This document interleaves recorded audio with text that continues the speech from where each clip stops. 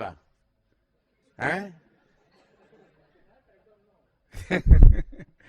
Okay.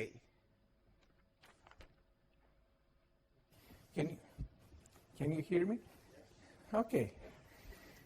So it's terrific to be here among so many friends. I want to congratulate the IFT for their amazing space. I'm green with envy with all of your offices and thinking rooms, etc. I wish I had something like that in my home institution. I should also thank the organizers for their impeccable timing of the conference. And so the topic of my talk is what has the LHC done to theory. Of course, the LHC has been an amazing machine. After just 18 short months of operation, it has managed to, first of all, squeeze the Higgs from a pre-LHC window of a few hundred GeV down to about 12 GeV window. So improving our knowledge of the Higgs by 1 to 2 orders of magnitude. It has pushed low energy supersymmetry to post-TeV masses, at least the simplest implementation of supersymmetry, and raised, again, the tension between naturalness and low energy supersymmetry. And it has cut in half the energy range allowed by split supersymmetry. So the questions I want to address is, how do theories, or rather physicists, try to cope with all of these things that we've been learning over the last 18 months? And I'll just talk about these 3 topics. I could have also spoken about extra dimensions, etc., but there is hardly any time. So let me begin. So here is the outline of my talk. The first part, it has 2 parts. The first about the Higgs, the second about supersymmetry.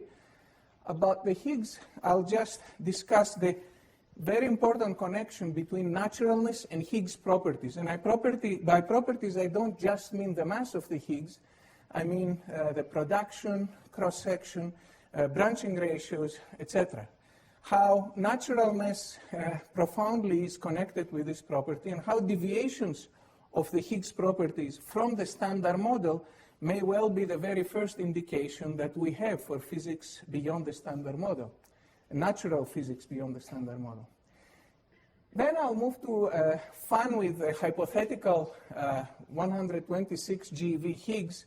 This will be sort of half fun and half serious, at least to me, the second half is serious. And the third is the question of where is supersymmetry, how come we haven't seen anything yet? And along these lines, I'll just focus on one possibility, on what are called either split families or natural supersymmetry, although there are other possibilities of hiding supersymmetry that I will not have time to discuss. So let me begin with naturalness and Higgs properties. Oops. Oh, this jumps. Okay. So any extension of the standard model that addresses the question of naturalness has some new physics, some new degree of freedom, some new degrees of freedom that cancels the quadratic divergence of the Higgs mass. In the case of supersymmetry, the dominant quadratic divergence comes from the top loop. So the most important particle, as far as low energy SUSY is concerned, for naturalness is the stop quark, which cancels that quadratic divergence. Now, if you take this diagram and attach 2 gluons to it, you get the famous Wilczek gluon fusion way of producing the Higgs particle, where 2 gluons fuse through a top loop and produce the Higgs particle. Notice that therefore in a theory which has new physics, there is typically an analog diagram. For example, the gluon now attached to stop quarks there. And in principle, these 2 diagrams involving gluons can either enhance or suppress the production cross-section of the Higgs. I should notice that this top loop way of producing the Higgs is the dominant way for the LHC for light Higgs production.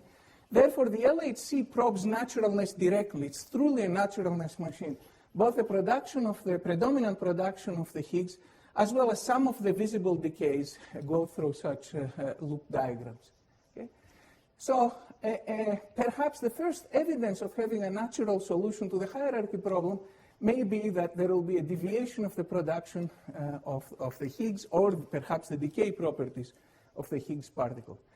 An example is if you have a light stop and small a terms, then these two diagrams tend to add together. And you can easily see that because if you attach two gluons to these diagrams, then this is like a contribution to the beta function, and both tops and stops contribute the same sign towards the beta function. So if you have light stops and zero a terms, these things add. If you have large a terms, they subtract. And whatever it is, they would, if you have a natural solution to the hierarchy problem, there would be light new physics around the top mass that would change this. So it's important to look for these things. Now, here is a very premature plot. Here I'm showing just for complementarity some ATLAS results regarding the hint of 126 GeV Higgs. Here is the signal strength for Higgs to gamma gamma, and this is the combined analysis. You can see if you take the very best fit with very large errors, the best fit for the first is around twice times the standard model cross-section, and for the second is 1.5 times.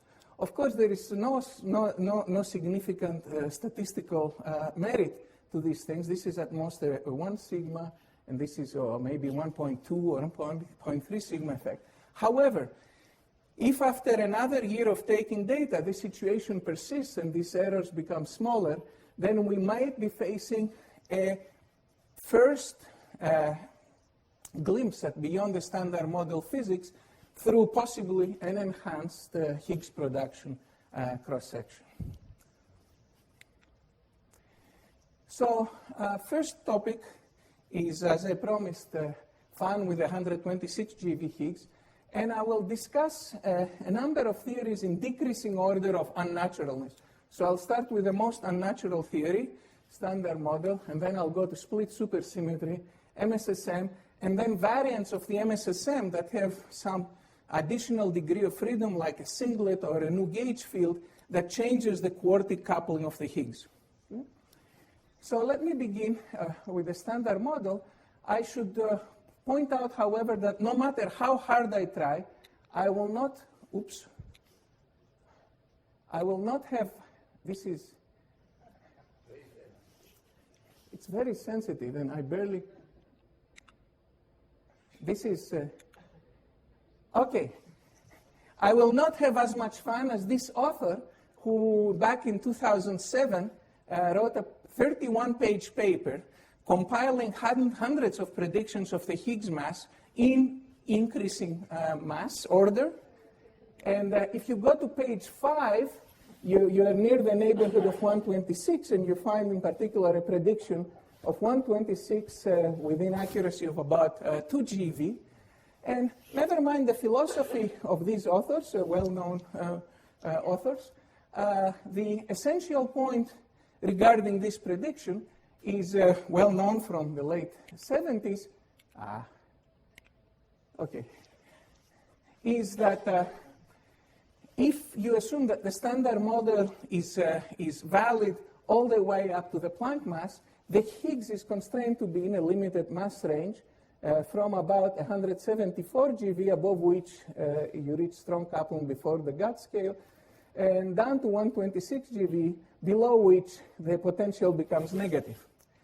So 126 GeV is about as low as you can go in the Higgs mass and have the theory extrapolatable with a positive potential all the way up to some high scale.